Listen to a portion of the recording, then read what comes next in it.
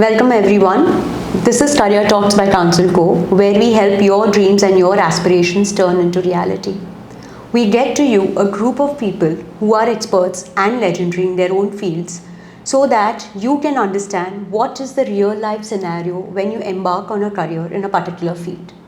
Having said that, today we have with us Mr. Sanjay Shah from the field of finance to help you in your journey when you navigate this career.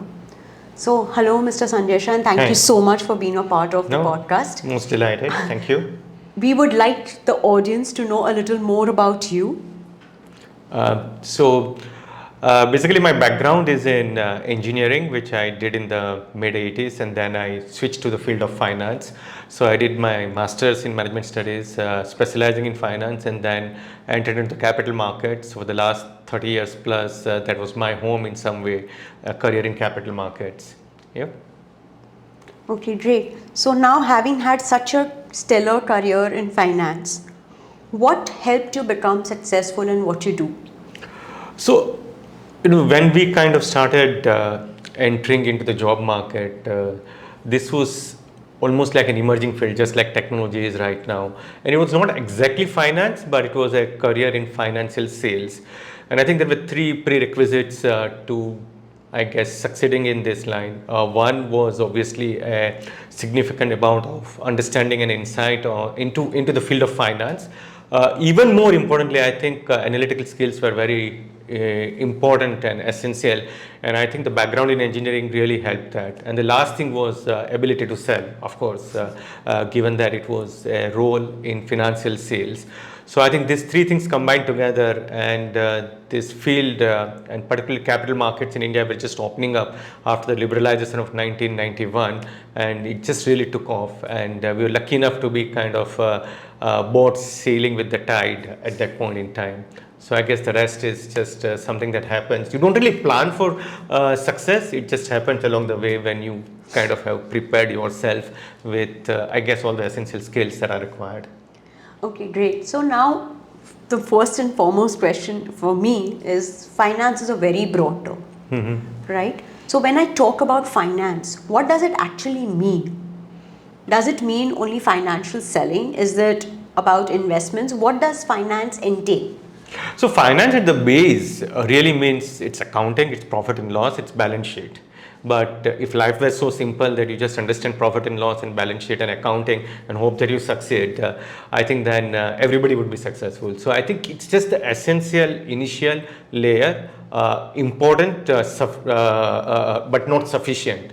And on back of that, you build up your knowledge depending upon which field you are. You build up your knowledge of macroeconomics, you build up your knowledge of sectors, you build up your knowledge of what's happening in the world of technology, and then you kind of stream yourself into the particular career, particular path that you want to embark upon.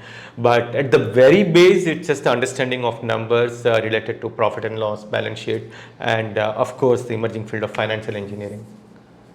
Okay, so now that's something new that I learned. What is financial engineering? Financial engineering is basically planning. Planning just using the basic building blocks of numbers in accounting and figuring out if you are in a corporate, for example, what is required over a period of time, what is the kind of capital expenditure that you need to do, what is the kind of source of capital that you need to raise, equity, debt, what kind of leverage that you need to run, what kind of debt, EBITDA as we call it, the operating profits, multiples that you need to run. So it's a host of ratios that you run, which are based in some ways of analytics, and that's why we call it engineering. But engineering skills applied, analytical skills applied in the field of finance, and that's what is financial engineering. Oh, great. So that's something that new I learned today. Yeah. Having said that, when you said that when you embarked on your career, like in somewhere around in 1991 or so on, you said there were three prerequisites that you had to fulfill. So one was analytical thinking, one was hard work, one was being good at sales, right? Over the period of years, like if somebody is entering the field of finance right now, what has changed? So look, I think these things are not planned. These things just happen. It's almost like serendipity. It happens when you kind of just focused on what you really like doing. I don't think you can plan for success. You can plan for your career. You just do two or three things. One, you focus on something that you really love doing, so that has to be patient. You need to be really patient, and that's a skill that's lacking nowadays because we want instant gratification in everything that we do. So you need to be really patient and pursue what you really love to do, and then along the way there are various obstacles, you try to overcome them, but entire journey requires you to constantly learn on the job. It's not that education can prepare you with all the skills that are required for you to succeed. It just gives you again the basic building blocks, and then along the way you keep kind of educating yourself, you keep learning yourself, you keep I guess acquiring skill sets that you've not pursued in your basic education. So if you're a finance professional, it's very important as you move up the organization that you learn operations, that you learn skills of HR, you learn interpersonal skills, and then you kind of just use them along the way to keep on building up your career. Right. So now, keeping in mind the skill sets that you said, which are the top 3 most important skills that a person would need if they are trying to think about a field in finance? First of all, I think you need to have a lot of faith, because when you are working, right, constantly you will have to face disappointments. Disappointments not because things don't work out the way you want to do, or want them to work out to be. Disappointment only because they work out only later. So you need a lot of patience, you need a lot of faith, and you need to be constantly at it and not give up. So perseverance and patience and faith are really important, and these are the soft skills that are required, because I think ultimately with the right education and with the right background, almost everybody has the same amount of analytical skills, be it finance, be it marketing, be it sales, be it technology. So I think that's not really a big concern that I have in today's world, when there are so many avenues available for acquiring learning, but the soft skills are the most important. And of course, it doesn't mean that if you have all the soft skills that you are going to succeed. You really need to be grounded well in your technical skills, and then you need to be able to constantly learn on the job. And that's again something that is missing, because I go back to the word that everybody nowadays wants instant gratification, and it doesn't come. I mean, everybody says, right, that overnight success takes years to happen. Right. And I think that's more true today than it has ever been. Sure. So I understand from you, and I think generally the younger generation are more into capital markets. They find the stock market a very lucrative way to make money. Sometimes embarking on it just because the market is on a high, or it's easy way, as you said, instant gratification. I can see my profits right there in front of my eyes at the end of the day. So when people are thinking about finance, mostly in the perspective of either being a finance manager or specializing in that MBA, or doing their CFA, or doing their CA, or for that matter, stock market.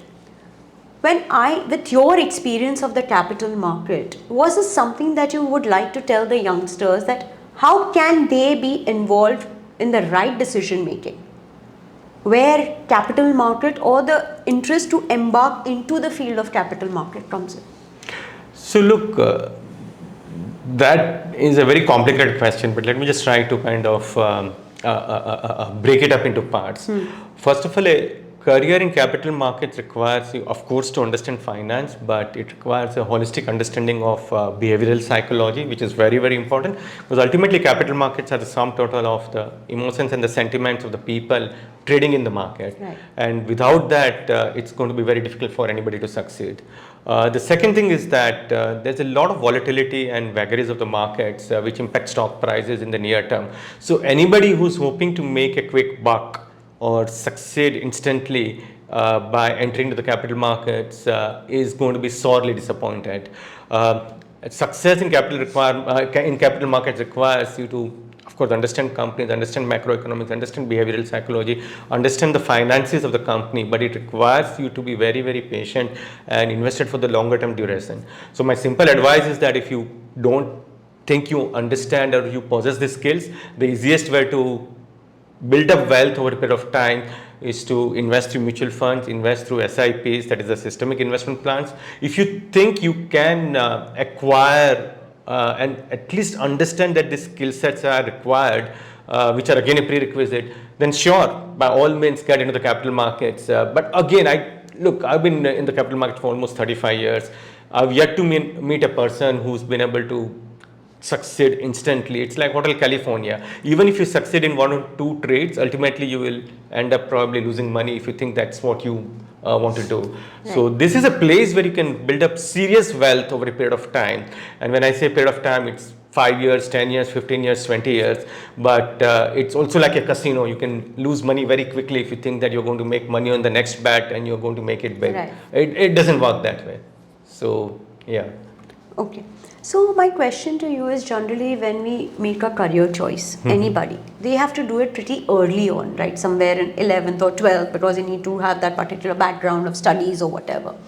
And it's very difficult to know whether I'll be having, at least at that point of time, the skill set, means the patience or the perseverance, or whether it's not only about numbers. It's, as you said, there's macroeconomics, microeconomics, behavioral psychology.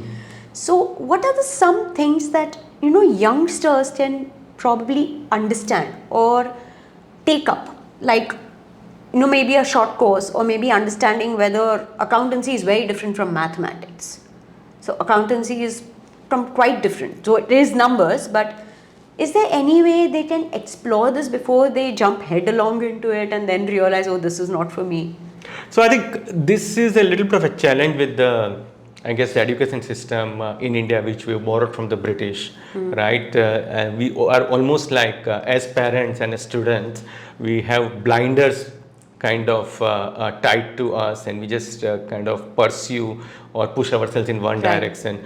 I think the most important prerequisite in today's time as we evolve is curiosity, right? So you might be pursuing a particular path, as I was doing in engineering, but then along the way you realize that your interest and your passion lies elsewhere. So you have to be curious enough to follow what you really think you like doing at that stage and at that point in time, and maybe after a couple of years or after a few years that will change and you might want to do something different. Right. But unless you are curious and unless you are willing to pursue areas of interest besides your base education, it becomes very difficult later on. And then the unfortunate problem is that you end up having a very miserable career in which you are not happy. And if you're not happy in your career, it's very difficult to succeed, right? Because if you're going to be working 8, 10, 12, 14 hours a day, and if you're not happy and if you're grudging, it's going to be very difficult to imagine that you're going to be successful at that. You will burn out.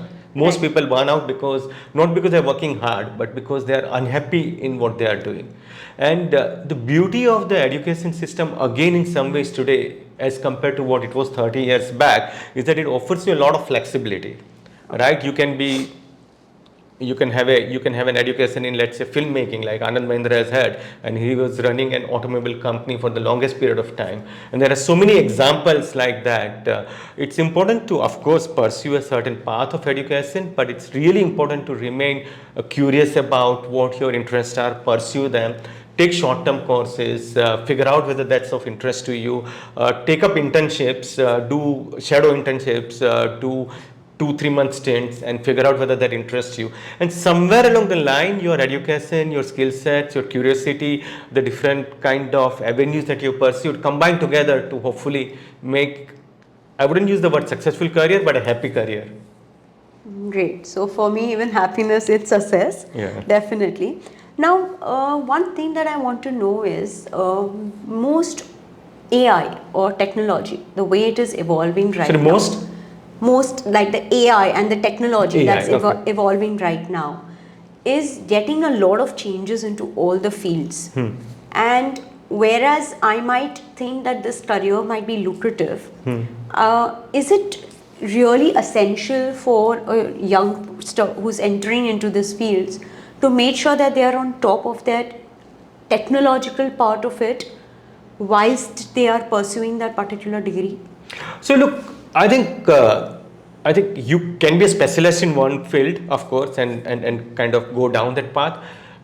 Be it technology, be it psychology, be it macroeconomics. I think it's important in today's time for everyone, and it's a prerequisite, right, to have a reasonable understanding of what's happening around them. When we talk about AI, when we talk about technology, there's going to be a lot of disruption. If you go through the history of human civilization, whenever there has been a technological disruption, it's led to a lot of chaos. but it's also led to a lot of opportunities. When we discovered invented automobiles for the first time, horse carts became obsolete. Similar is the case when we invented steam engines, when we invented electricity, when we invented telephone. It led to a lot of chaos, it led to a lot of disruption, it led to a lot of jobs getting lost, but with a lag, it led to an explosive number of opportunities opening up. And similar is the case with AI, with generative AI, with quantum mechanics. It's going to lead to a lot of disruption in existing jobs as we see it right now. A lot of people will become redundant, and the only recipe to making sure that you don't become redundant is to constantly learn and figure out what's happening around you and constantly adapt. Right. So in some ways, education is a lifelong thing now, with the way technology is rapidly permeating through all our lives. So you have to be constantly on that. Yes, I do understand. You need to learn, relearn, unlearn. Oh, absolutely. Unlearn, Continuously. especially unlearn. Unlearn. Especially unlearn, yes. And that's the most difficult part. After a point in time, to unlearn what you have learned requires a lot of effort. What you learned becomes muscle memory, and to part with a part of your muscle memory and to give space for other skill sets to kind of take the place in your muscle memory is a very difficult thing. Yes, I do agree, and I think all of us even face a challenge right now. Okay, my question to you is that usually when India is an emerging market, or technically right now I feel there's a lot of scope in India. And at the same time, but a lot of people are going abroad to pursue either their management or finance. Do you think that either staying in India, working, getting on-ground experience would make more sense, or what is it that finance offers abroad that's not available in India? So look, I think whether you go abroad or whether you go somewhere else within India, I'm a big believer that at a certain age, of course not prematurely, but at a certain age, all children should step out of the house, stay on their own, study on their own. It builds up character, it builds up the formative skills which are required later on in life again to succeed. I think you kind of get cocooned and you get too protected when you are at home.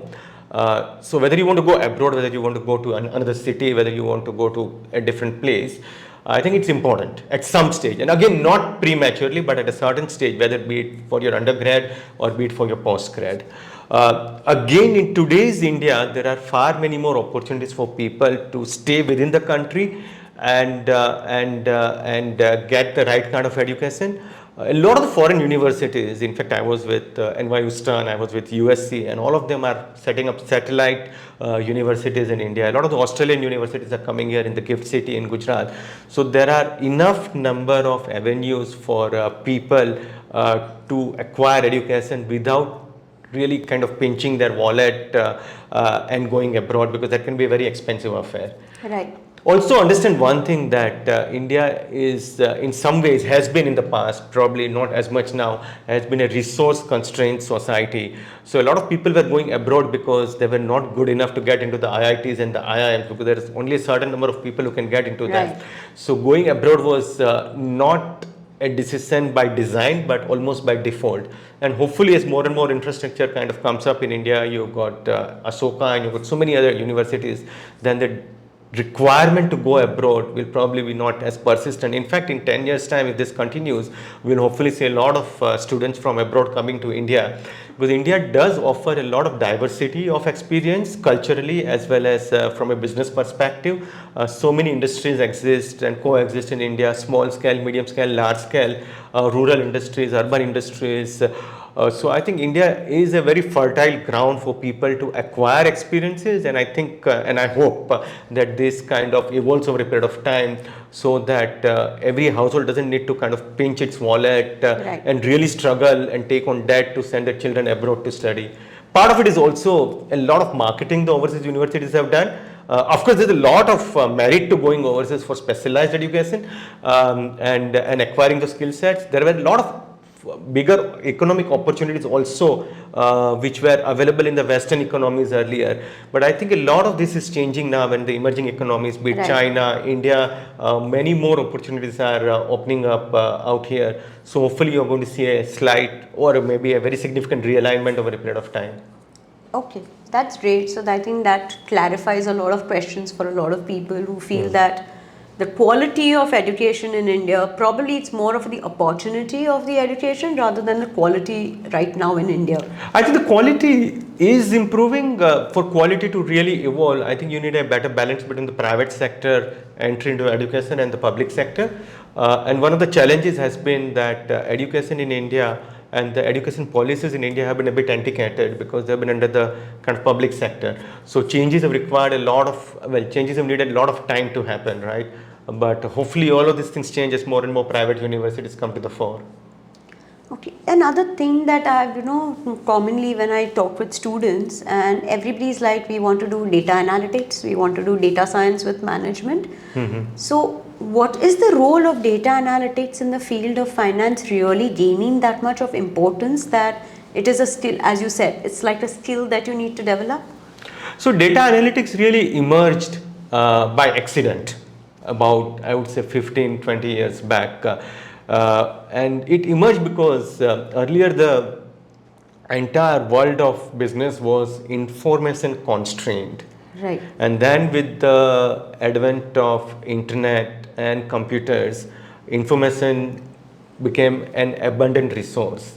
And what was the constraint was the ability to harness the power of information into useful data and metadata. Metadata is just the coding of data so that computers can understand it. So data analytics as a field, as I said, just evolved about 15, 20 years back. And now you realize that be it in the field of finance, business, marketing, advertising, technology, everywhere, data has become very, very important. And data, when I say, it's synonymous with the word data analytics. Right. And it's definitely yet emerging because it's still a young field. When we talk about a field just 15, 20 years old, it's a very, very young field.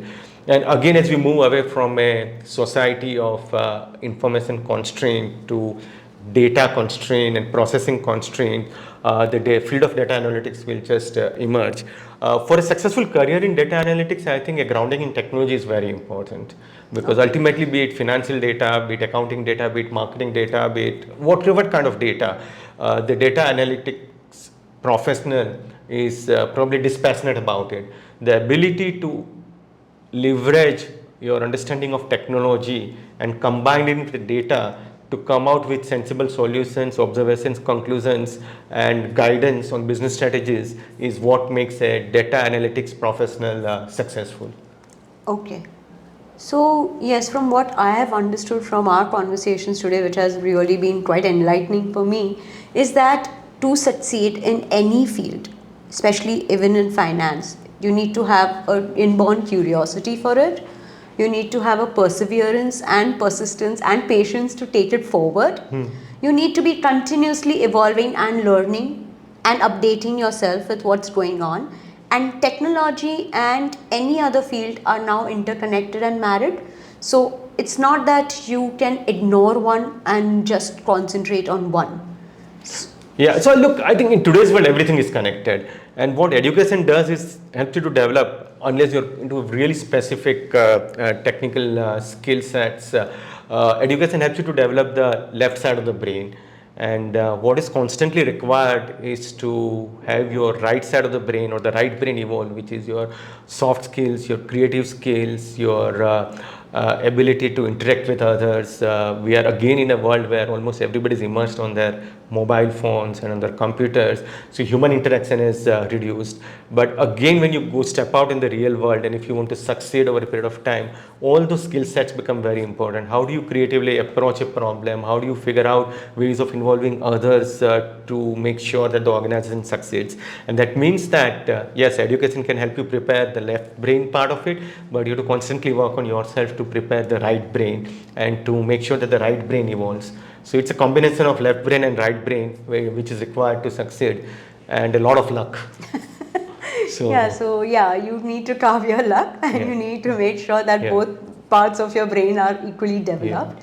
Okay, can you give a parting advice to our audience, especially the ones who are looking at building a career in the field of finance? I don't know. I think it's more of what we've just discussed. Be curious, be patient, be very passionate about what you are doing, but also be detached in some ways, because if you're working 8, 10, 12 hours and you come home and you're again constantly going to stress about all the things at work, you are going to have a very short career. You're going to burn out very quickly. So have some other interest in life, some other hobbies, be it traveling, painting, singing, going to the gym, whatever it is. But it's very important, if you want to be in any career for the long haul, to have some balance in life, and not just be absolutely obsessed with your career.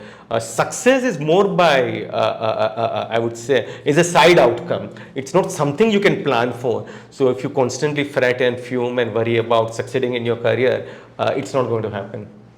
So, yeah. Thank you so much, Mr. Sanjay Shah, for all the valuable inputs you've given us. You're most welcome. Thank you. Thank you for having me. Yeah, great. And we do look forward to your comments and your views and your questions. So do keep commenting and sharing with us. Thank you so much.